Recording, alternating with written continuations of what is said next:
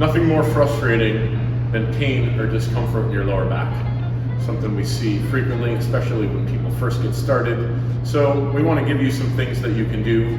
One, as preventative care, to keep that back pain and discomfort at bay. And two, flare-ups are totally normal. They happen to all of us for a variety of reasons. Doesn't mean you've necessarily done anything wrong, but we want to give you the tools to help manage that discomfort and those flare-ups when they happen and alleviate that discomfort so you can get back to training as quickly as possible. The second and equally important thing is walking. So in addition to these activities we're going to show you in just a second, walking on a regular basis, daily if possible, doesn't matter for how long, do what you can, but walking on a regular basis is going to be one of the most effective things that you can do to help manage discomfort in your back. So here we go with the activities that will help you manage all of your back discomfort and those flare-ups that happen along the way. All right, our first activity is our cat-cow. It's pretty simple, but highly effective. You are going to make sure that you set up your shoulders directly over your palms and your hips straight up over your knees. I'm going to coach Patrick through this. He's going to do it exceptionally slow. It's the best way to start it. He's going to start by tucking his hips, so his back pockets are pulling down towards his knees, and then slowly, thinking one vertebrae at a time, he's going to round his back up into the sky, creating almost like a turtle back, letting his chin tuck into his chest. Then we're going to reverse it. He's going to untuck those hips, let his back pockets pull up to the ceiling, and his belly button is now sinking down towards the ground. And he's now going to let his upper body, chin, and chest lift up to the sky like he catches a raindrop in his mouth. We'll do one more here for you. Again, he's tucking those back pockets, his tailbone is pulling down between his legs, and he's rounding his back up one vertebrae at a time. Tucks his chin. This is a nice cat position. The opposite, cow. Back pockets pull up, belly button dives down towards the mat, chin and chest lift up to the sky like you're going to catch a raindrop through your mouth. If you look in the comments below, we'll give you some advisement on sets and reps. There you have the cat-cow. Second activity, we call it our half-kneeling bow and arrow. You can also do this from a seated position, just do it on a chair. So I'm going to have Mr. Patrick pull out his bow and arrow. Yeah, so he's reaching nice and long with that right hand. This left elbow is driving back. He's got a little bit of a hip tuck here. So he's pulling his belt buckle up towards his chin. That's his position. Now, he's going to let go of that arrow. His left hand, in this case, is going to shoot on forward. It's going to reach long, and his right elbow drives back. You'll see he's getting this wonderful bit of rotation in his upper body. And we'll switch it back. The goal absolutely is, as Patrick's doing it, getting that entire rib cage to spin. You may think about an owl and how an owl turns its head and that huge, huge range of motion. That's what we're trying to do here. Turn that entire torso, head, and neck in as big a range of motion as you possibly can. And now Patrick's going to do it from the side.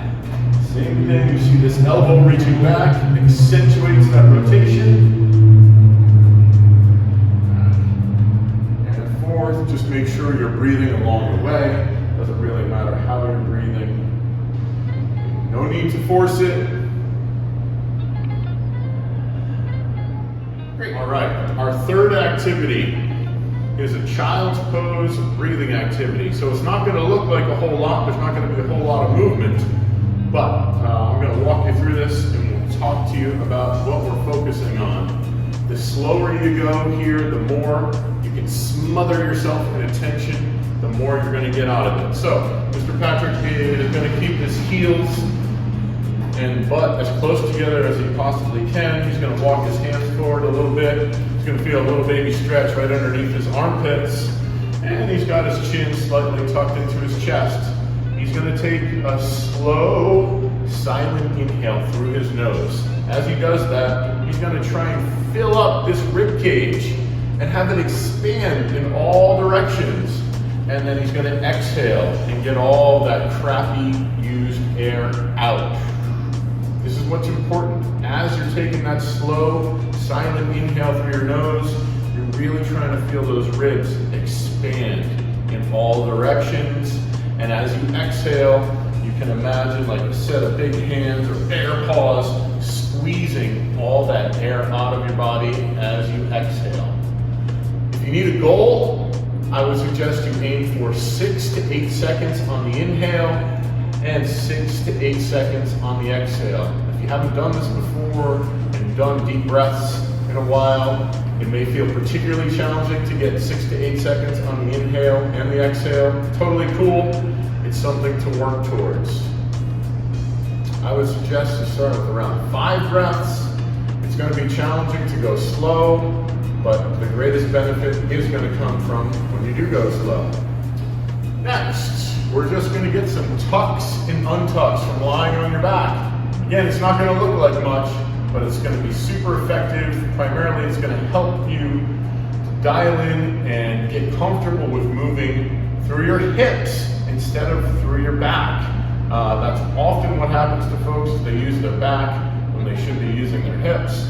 So going slowly here is what's going to help you get the most out of this and ensure you're moving through your hips and not your back. So I'm going to have Pat just get his hands by his sides and totally relax, get those out of the way. And if I was to slide my hand underneath, I can get my hand under Pat's lower back right now. But what I want him to do is slowly roll his hips so that he will now feel his lower back press into the mat. I can't squeeze under there anymore. But he's not pressing his back into the mat. His back is getting there because he's rolling and unrolling his hips. If Pat was standing, all he's doing is shucking his tailbone between his legs and then bringing his back pockets up to the sky.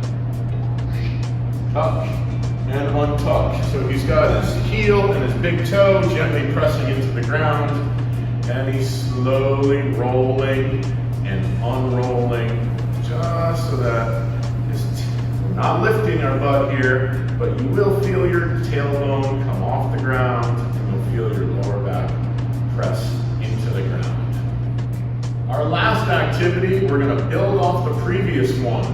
You're going to roll your hips as we just talked about, and we're going to get a little bit of a lift this time. So the first move is roll those hips. You'll feel your lower back press into the ground.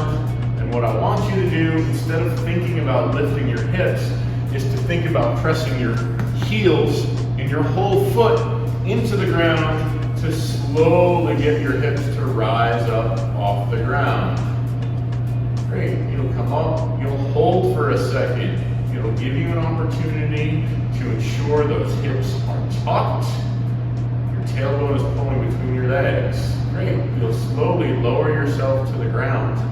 You'll unroll those hips, so again, you'll create that space between your lower back and the mat. You'll roll those hips up again, hold that for a second, and mentally think about pressing your heel and your big toe through the ground to now get the hips up off the ground. Great, you're maintaining that tuck, slowly coming back to the ground and relaxing. Great, and there you have it. So, again, in the comments, you'll find some suggestions on sets and reps. There is no right number. You got to base it on how you feel and how much experience you have doing this stuff. You'll progressively build over time to increase the sets and reps. This is absolutely something you can do on a daily basis. This will be a huge part of your back care, especially if you're somebody with a history of back pain. So many of the people that we see have just continued discomfort in their lower back because of their